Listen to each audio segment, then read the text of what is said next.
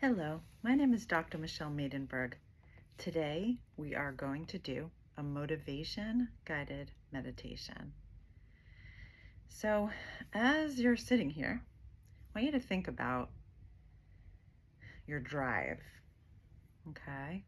Now, there is this sentiment that we need to be motivated in order to take action. It's actually the opposite.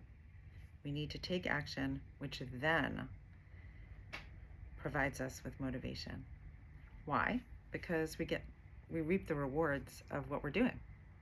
And we want more of it, whether it's a dopamine fix and we really have that rev of dopamine surge, and we could be rewarded by somebody saying something positive about us or feeling self-confident or whatever drives us and motivates us.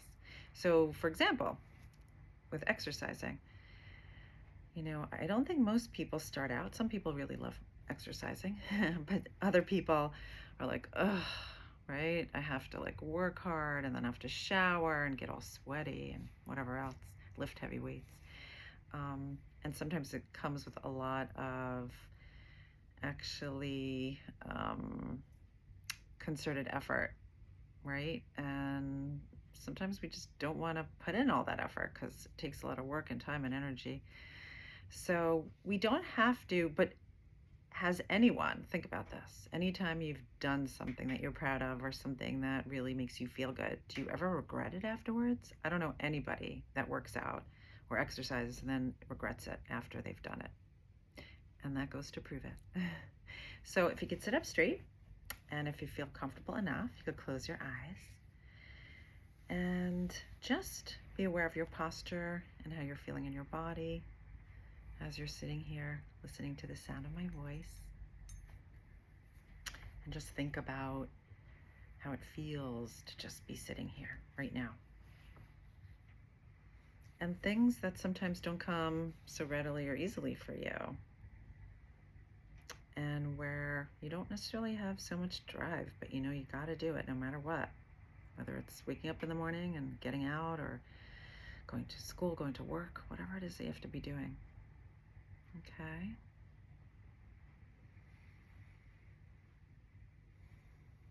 And just be aware of the feeling that comes up. Think of an activity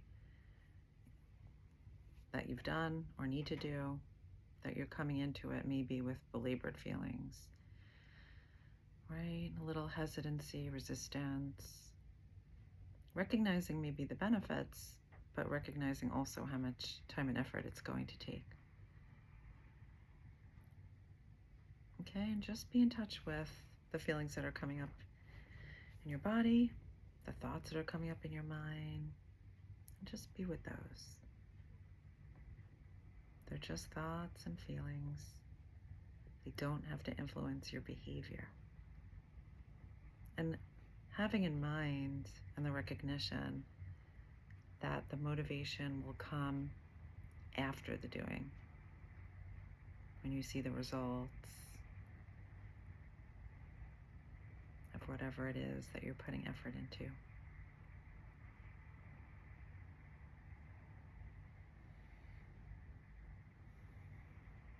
And Mark Twain says, "Do the thing you fear the most, and the death of fear is certain." So often fear gets in our way. Will I be able to accomplish it? Will it benefit me as much as I wanted to? And just recognize the barrier, what gets in the way, whatever task you're trying to accomplish. Is there something that gets in the way that feels like too much? That feels like it's inhibitory.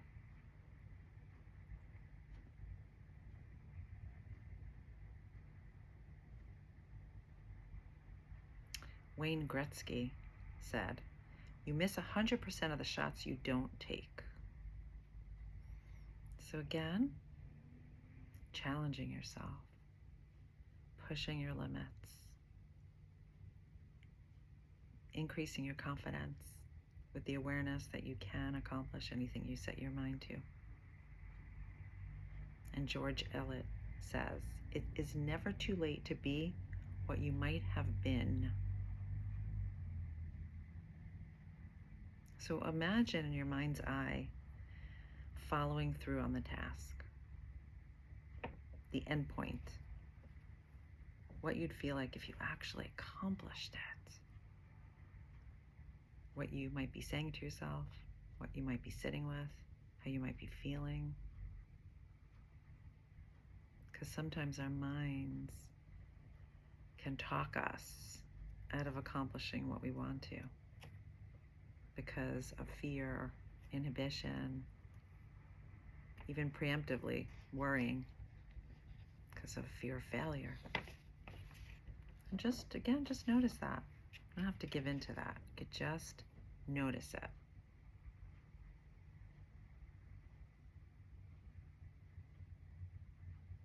Winston Churchill said, "Success is never final. Failure is never fatal. It is courage that counts." We are always working towards different types of success in all areas of our life. We are never complete. There's no end point. And failure is a life lesson. We learn, and it helps us to go forward in our lives with knowledge and understanding and fortitude. But it's the courage and bravery and willingness that counts.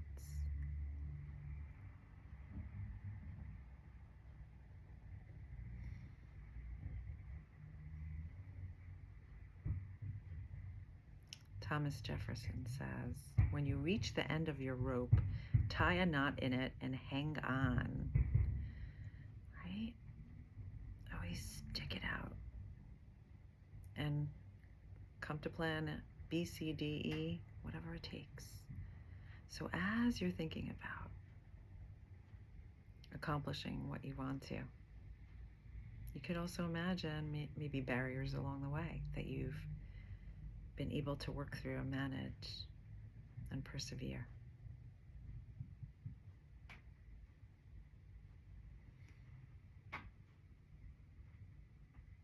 And Mahatma Gandhi says, "Strength does not come from physical capacity. It comes from an indomitable will."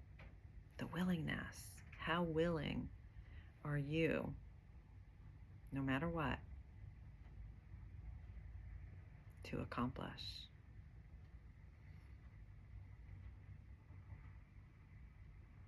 And it may not be straight and narrow. You may need to have some pitfalls along the way.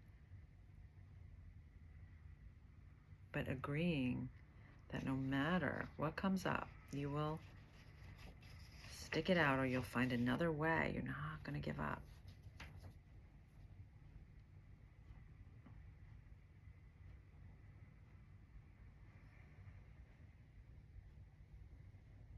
And G. Gitomer says, "Obstacles can't stop you. Problems can't stop you. Most of all, other people can't stop you. Only you can stop you. It is in your hands, in your power. You get to decide. You get to choose."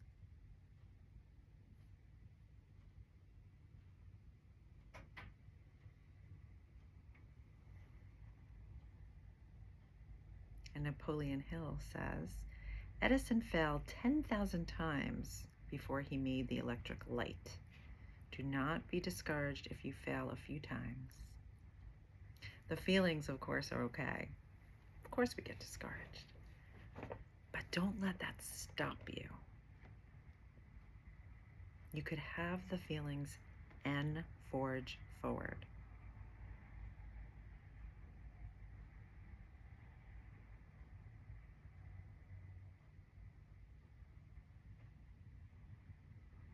And Benjamin Disraeli says, "There is no education like adversity." Adversity helps to build our resilience.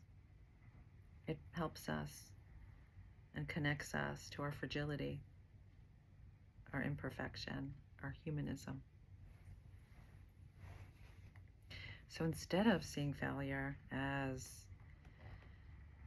negative and final and a catastrophe, see it as a way to expand yourself, to grow, to change, to enhance flexibility, and to strengthen your ability to forge forward no matter what. You are worth it. You're worth your time, effort, and energy. So see that finish line. Imagine for a moment the accomplishment, whatever accomplishment that may be. Have that in your vision, in your mind's eye. When I count to 3, and when you're ready, you could open your eyes. 1, 2, and 3. I believe in you wholeheartedly and unconditionally. Thank you.